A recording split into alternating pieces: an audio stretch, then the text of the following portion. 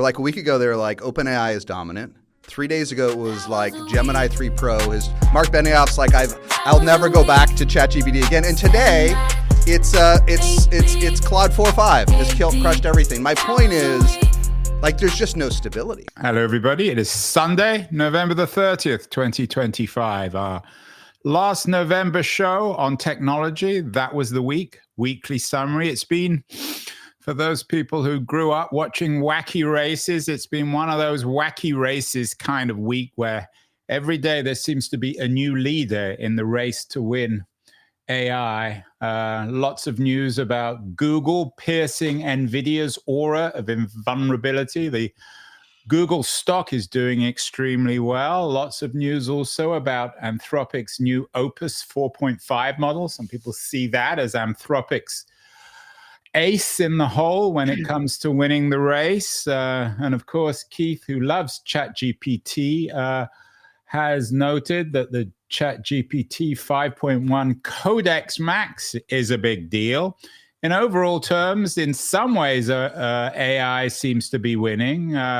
We have a situation where AI is winning, apparently, the copyright fight. But when it comes to international, China, supposedly, at least according to the Financial Times, has leapfrogged the US in global markets for open AI models. And perhaps AI isn't really winning. The Economist has an excellent piece about the failure for AI to catch on within the corporations. In other words, it's a wacky racist kind of week where everybody or nobody seems to be winning. Keith, I know your editorial this week is about how no one is not only winning the AI race, but perhaps never will. Yeah, although there's a play on words there because it isn't a race. There's no finish line. I mean, you know, it's an endless and accelerating innovation cycle, caveated by the fact that LLMs as a technology are not gonna be the final answer. There's a lot this week from other AI technologists working on something called... and Gary Marcus has always made that point, and Ilya Sutskever, also has been making that point. So, you know, we don't even know who's winning within AI, let alone the different companies. Yeah. So it's one of those times when, sadly, there's a media framing of a race because that drives eyeballs and clicks. When actually we're in an age of accelerating innovation with no end in sight. You'd call it in LLM, a notebook slide, the year of intelligence, Keith. Is that how we're going to remember 2025? We're going to... Later in December, we're going to do a show looking back over the whole year. I'm also going to preview 2026 in tech terms. But has this been the year of intelligence, do you think? Well, I'm using the word intelligence in the way it's generically used out there in the media. I actually think LLMs are not intelligent. I think they're just really, really good. They fake intelligence very well. You know, the Chinese DeepSeek model just got a score on the Math Olympiad test, both the Chinese one and the US one, that beats any human that's ever taken the test. So they're very good at appearing to be intelligent, but as we all know, they're guessing machines, and so intelligence is the wrong word. But there is a lot of work on actual intelligence.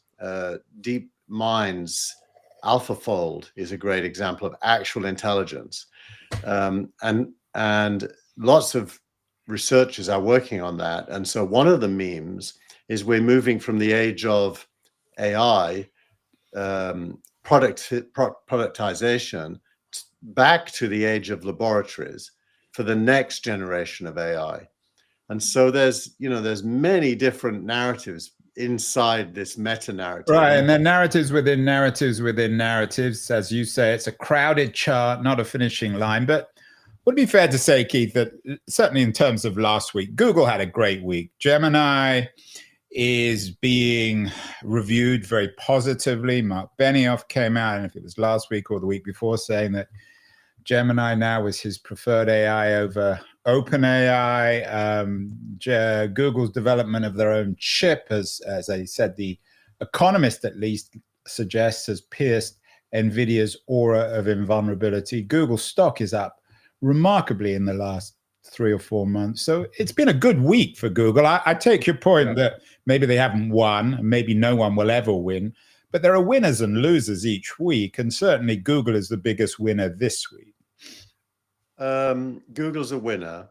I think a week ago it was a fairer statement to say they're the winner this week, because this week 2 of the others record up. So, but you're right. Generally, you're right. Google stock is up. Google, a year ago, I was predicting that Google was in mortal danger. I wouldn't say that now. I think. So, in other words, Keith, maybe you can say this publicly. You were wrong. Well, one's always wrong about predictions. There's no such thing as a correct prediction. Well, I've always been bullish on Google. I mean, I obviously come with my own biases, but why do you think you underestimated Google last year then? Well, I think they've got some massive challenges that on the face of it are hard. It's hard to imagine how they'll overcome them. The biggest one is that they earn over $300 billion a year from search-based advertising. And the challenge is, as they put AI mode, as it's called, into Chrome to replace web search mode, will they still be able to earn revenue from advertising? And the evidence so far is yes. And that's why the stock's gone up. That's why Wall Street now is, Google is a darling of Wall Street, because it seems as if they can literally have their AI cake and eat it. They can have AI and they can also still continue with their traditional search advertising model, which seems almost unbelievable. I'm not sure whether it can continue. Yeah, I have my doubts whether this is just a moment in time or not indicative of where it's going. I do think they have a massive advantage, which is they have the only database of paid links and clicks that if they choose to migrate those links and clicks into the AI interface, having already built the database of them, and it's a real-time database as well, then the question then becomes, will people click as often in an AI interface as they do in a web search interface? That's got to be a no, because why would you click in an AI interface when it's giving you answers? You only click when it's a link to an answer.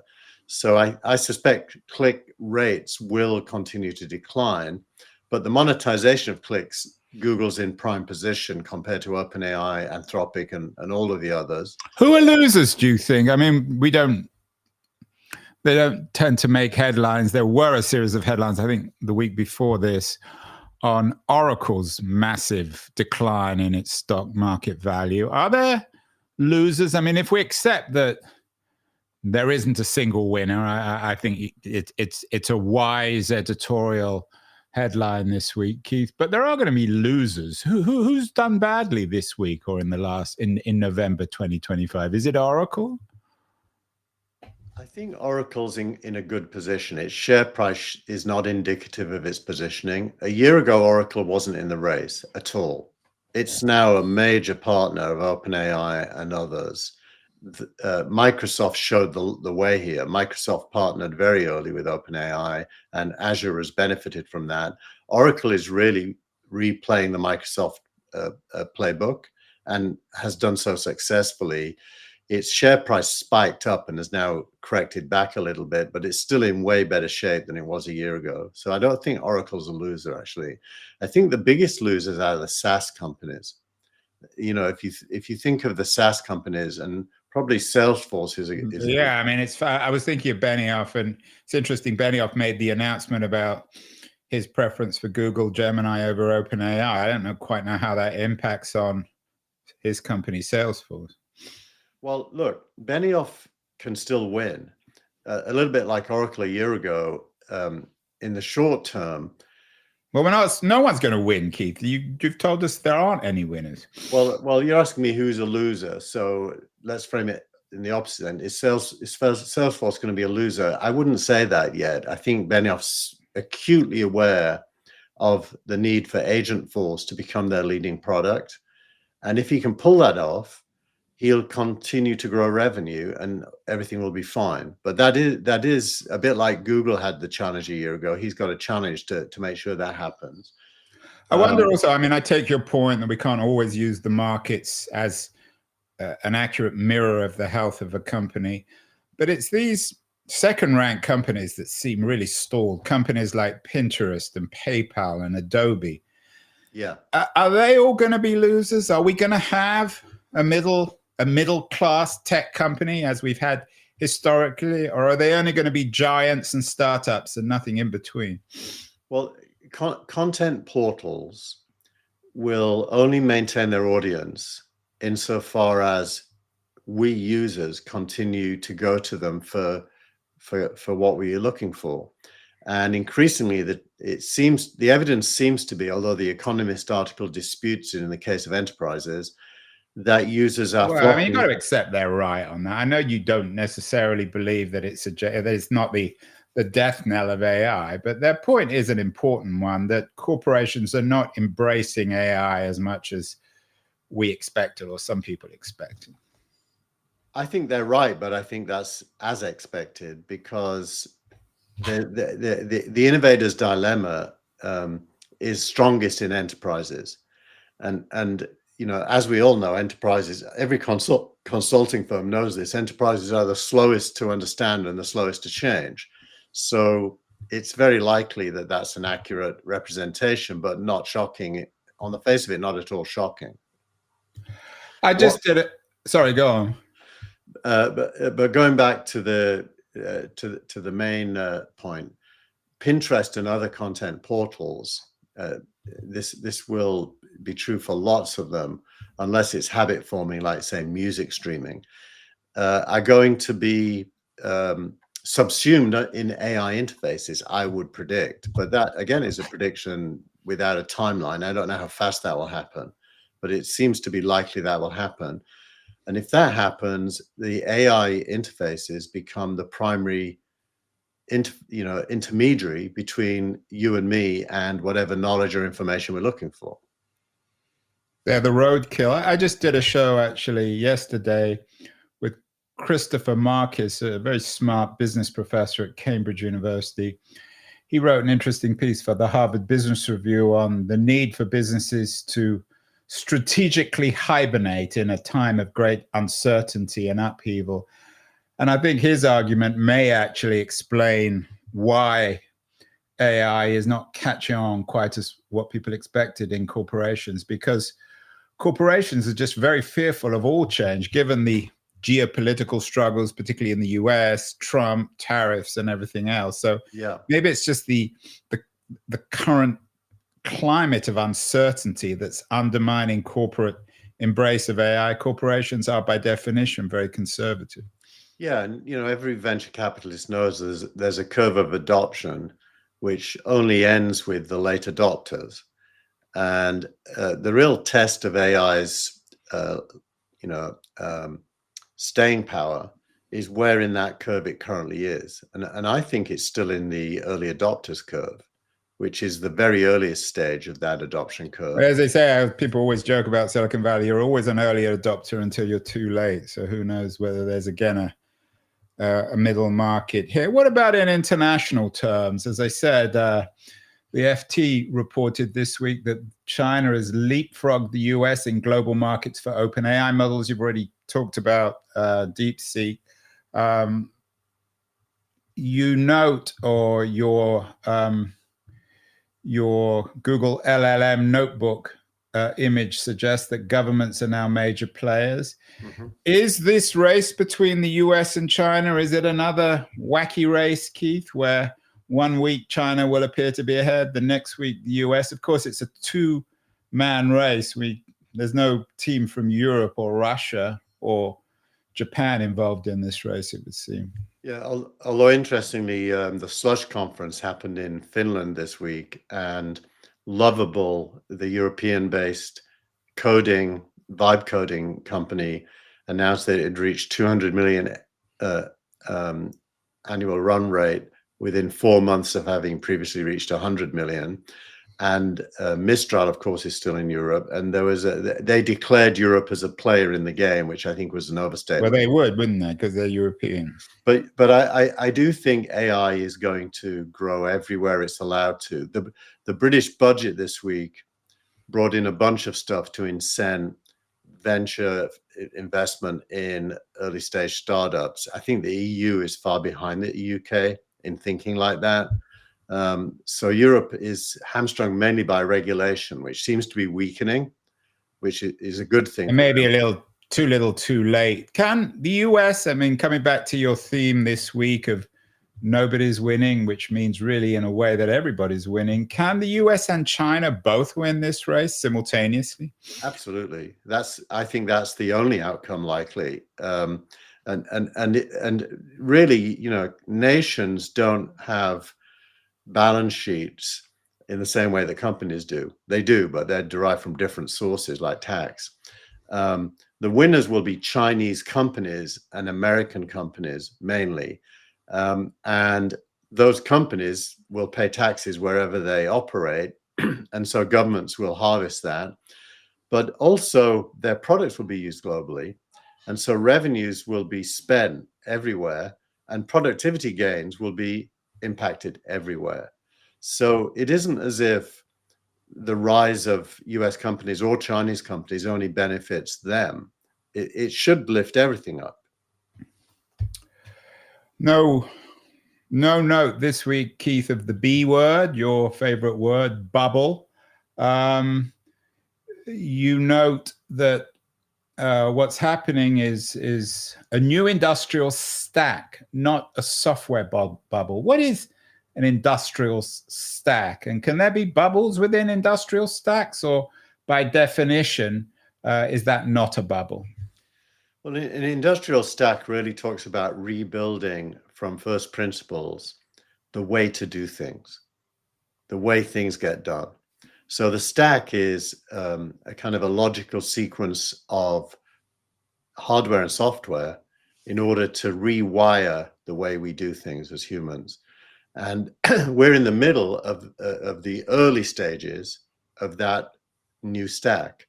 And you know, as we've already noted, there's early adopters doing it a lot. Like startups today that are AI native look very different to startups even 4 years ago in how they build and what they build. So that's really what it refers to. And money always pours in to the recreation of, if you think about it, of the division of labor. This is the recreation of the division of labor, and on a better basis, a more productive basis. And you would expect money to flow in because better, cheaper production leads to more voluminous outputs that cost less, that are then get consumed, which drives revenue. So what there really is a cycle of innovation and revenue, not a circular economy in the way some people do. Although some of the deals, I mean, I take your point broadly in a historical sense, but that doesn't mean that some of these supposedly circular deals involving NVIDIA and Oracle and OpenAI, I mean, they're still circular. You can have circularity within the broader context of the building of an industrial stack. Of course, there's circularity, but it isn't a closed system. There's a massive difference between NVIDIA spending money with OpenAI or vice versa to that's the only money flow. If that was the only money flow, you know, you would consider it a round trip. But if there's huge amounts of both investment coming in on the left and revenue coming in on the right, and it isn't a closed system, it's just the main players doing business with each other, which, by the way, they have to, because they rely on each other for their own growth. You note that market structures are adapting, venture capital in particular. That's your area of expertise. How is this playing out in terms of venture? You've often suggested that there are going to be huge winners at the top end of the venture market. some venture startups or more democratized forms of venture investment, and everything in between is getting destroyed. What's happening on the venture front here, Keith, in terms of the market adaptation? Well, this is probably, if you're a venture capitalist, this might be the most worrisome part of the picture. And I don't think any of our audience is going to worry too much about VCs, are they? So there's two developments in venture capital. The concentration of money into a smaller and smaller number of funds, namely Sequoia and Andreessen, and a few others. There's maybe 10 funds that are sucking in all the money. A winner-take-all phenomenon, which is reflected also in the tech industry more broadly. Right. So they're becoming massive funds, and other funds not being able to raise money at all. And then secondly, the concentration of that money into fewer and fewer companies. So very large checks going to a very small number of companies. So it's Andreessen or Sequoia investing in OpenAI and Anthropic, basically. That would be a bit of a caricature, but broadly speaking, that's the trend. And then the problem is how there's no IPOs, or very few IPOs. So there's no exits. And companies are being able to stay private much longer at much higher valuations and still raise ginormous amounts of money, which means that the money originally invested isn't being returned to the source, which is pension funds and the like. So you get a liquidity trap at huge scale with massive concentration. Now, when that happens, the market reacts, and it's reacted. Goldman Sachs acquired a secondary market company called Industry Ventures. Charles Schwab acquired a secondary market company called Forge Global. Earlier, BlackRock acquired Preqin. And what is happening is that the market is looking to put money in the hands of buyers of these private companies. And that's leading to secondary purchases at much larger scale than previously, although it's still tiny. It's only 2% of the value of unicorns is being bought through secondary markets, not a big number, but it's much bigger than ever before.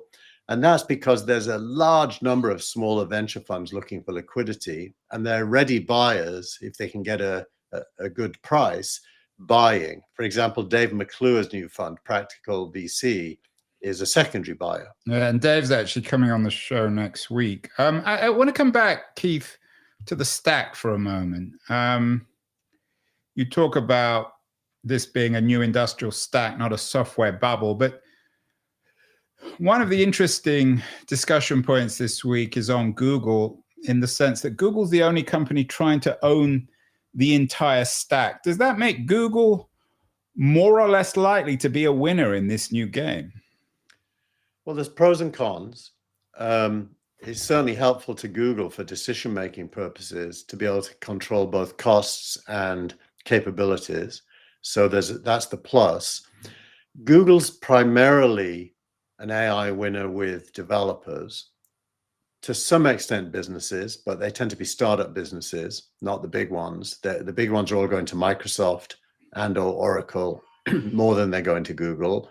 There's rumors that Meta may do a big deal with Google for their new...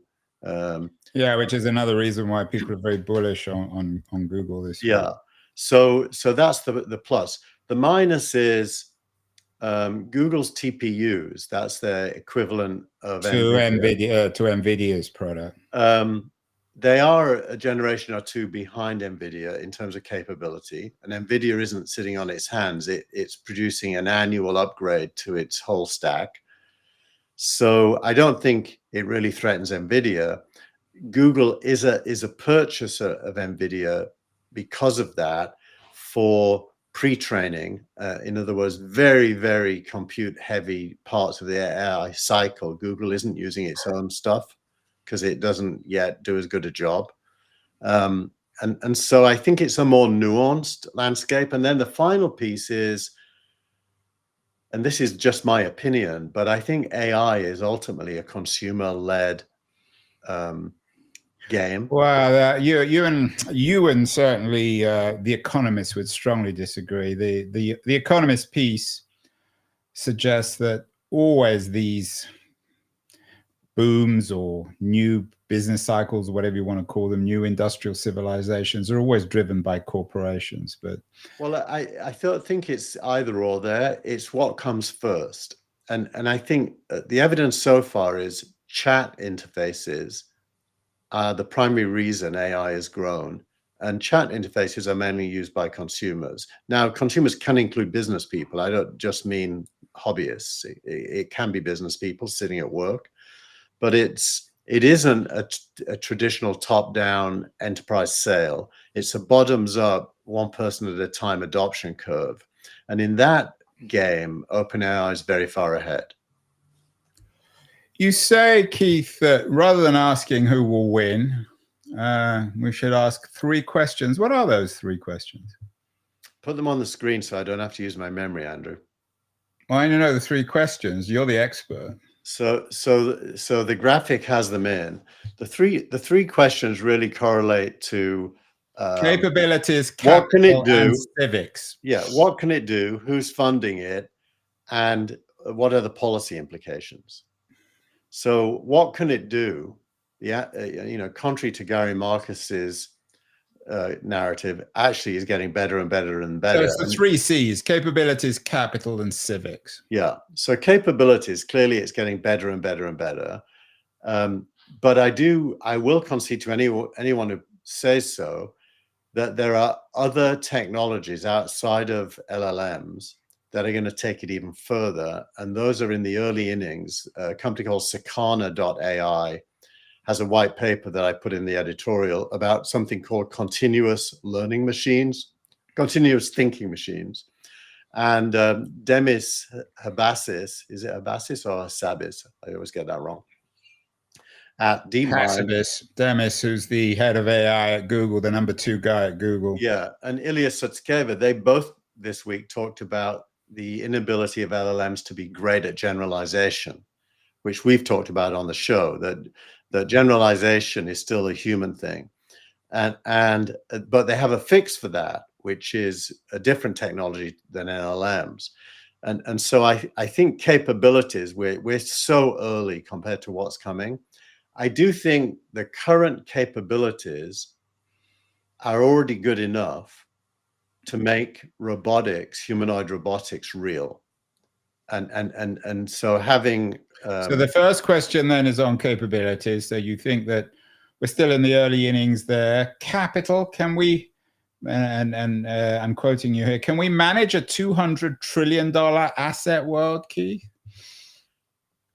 Look, that's about 1.2 times global GDP.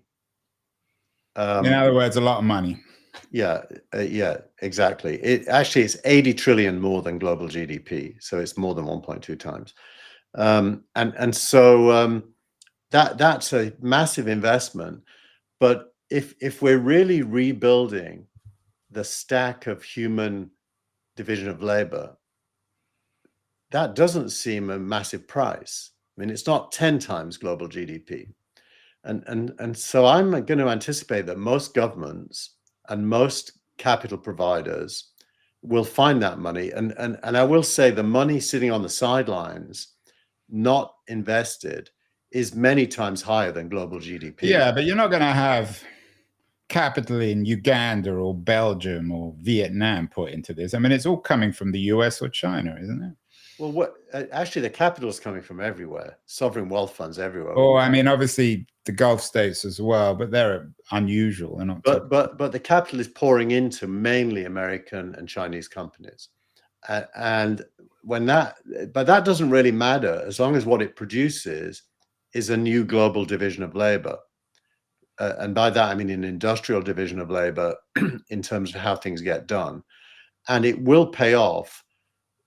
Some people estimate, global GDP will double. Other people think it may more than double. I mean, it's highly speculative. And let's get to the final C, Keith, civics. Can the upside be shared? You and I have talked about this endlessly. Everyone's talking about this. Can this upside, there clearly is upside. There's clearly huge amounts of money, but currently it's all going to companies like Google or their shareholders. Well, yeah. So this is a huge debate. My current position in the debate, subject to change, is concentration of capital is good because that's the most efficient way to get the wins. But it has to be correlated with clear policy to distribute the rewards. And that is the missing ingredient. There's a lot of talk about it, you're right. Nobody is really seizing the moment there, and therefore the talk gets louder until there's a resolution. It will continue to. Well, last week you suggested the resolution would come through some sort of violent revolution. A lot of people are suggesting that. In fact, our interview of the week with Sven Beckert, a very distinguished economic historian from Harvard University, has a new book out, Global History of Capitalism. He also believes that the current inequalities in our economic system will probably provoke enormous change. And he's ambivalent on AI. He's kind of bullish in a way, but also not entirely convinced that it will naturally lead to more equality. So you're not alone in recognizing the potential role of revolution in all this. Yeah, and that's a very good book that he's bringing out. Just one correction. I said in the absence of civics, you can anticipate a lot of social upheaval.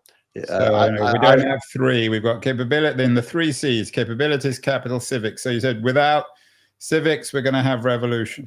Well, not necessarily revolution, because that would be a positive spin, that somehow people would take over and put something better in place.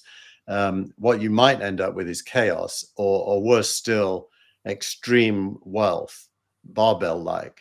And that, may or may not lead to civil unrest. It depends on what people do about it. But I think that civics, in other words, decision-making about how everyone benefits. Elon Musk has the most interesting take on this because he implies it will happen organically. He's basically saying that once you have robots that can do pretty much any physical task, you will quickly have an end of labor. And once you have that, you'll have the end of money. And so everyone will be equally rich, meaning they don't need money. I think that's another classically childish Elon remark, because don't ask who owns the robots. But I don't want to. No, but you should embrace it even if you think it's wrong, you should embrace it as a serious narrative, because Sam Altman kind of agrees with that.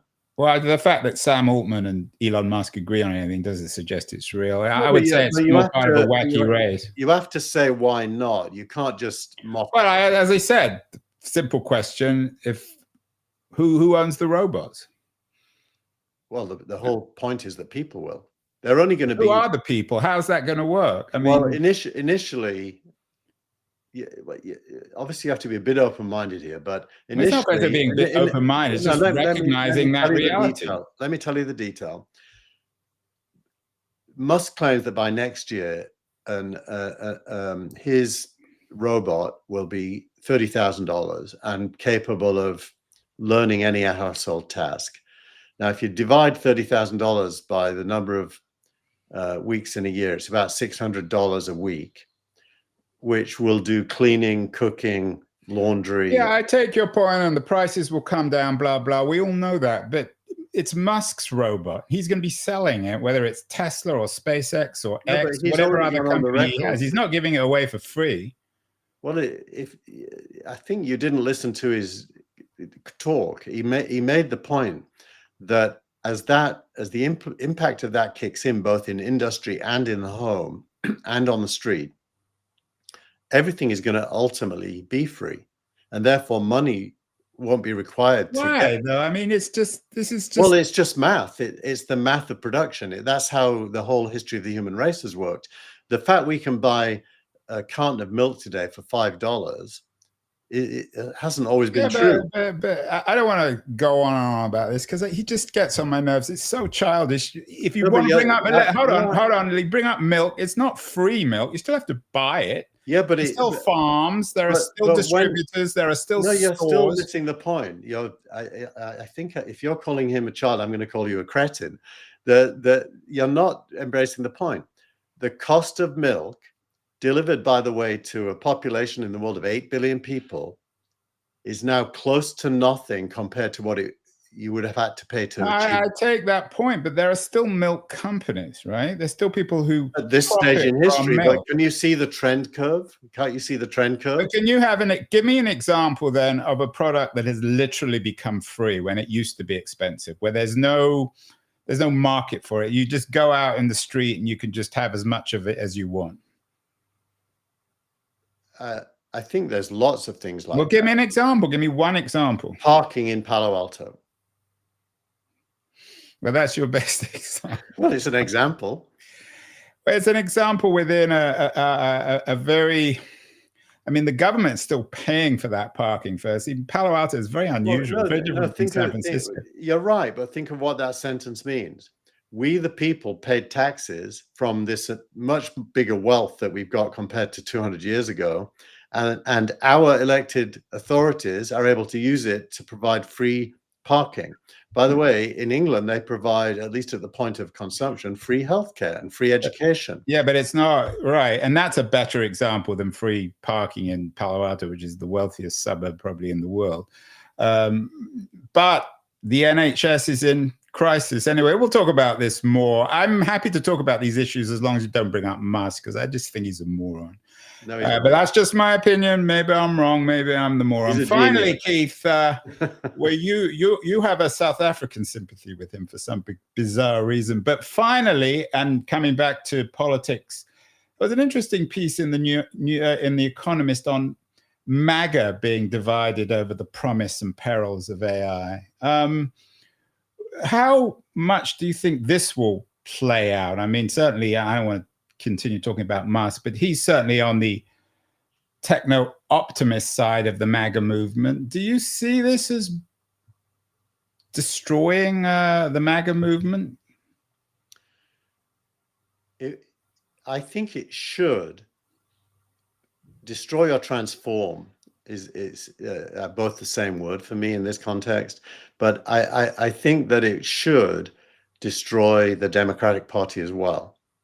I think basically the debates inside, there will be some people who want to embrace this rebuilding of the human stack, and there'll be those who want the rewards from that to be individually owned, and those that want them to uplift society in both camps.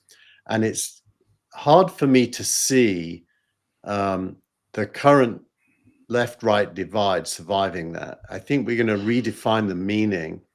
And I think you're going to go back to this article that's in this week's newsletter about the industrial age only being possible because of a generalized belief in progress. I think it's very likely that, we need a generalized belief in innovation and the uplifting effect of innovation in order for new dividing lines to be drawn. So who do you expect to win in the Musk or the David Sachs versus the Steve Bannon wings of the MAGA movement in the next couple of years? I find it super hard to predict because there's so much irrationality or subjectivity there. But what I would like to happen is Bannon and the, backward-looking, hardcore MAGA to shrink into a sect, and for society to embrace investing in innovation for progress for everyone. Well, there you have it. There are no winners this week. We like to find winners, Keith, but nobody is winning, which means also no one's losing. Lots of opportunity. The stack continues to grow. That was the week for the last week of November 2025. We will be back next week. We're going to do, I think, about 3 shows in December, and we'll also do a backward look at 2025 and some forecasting on 2026. So have a good week, Keith, and we'll talk next week. Bye. Thank you.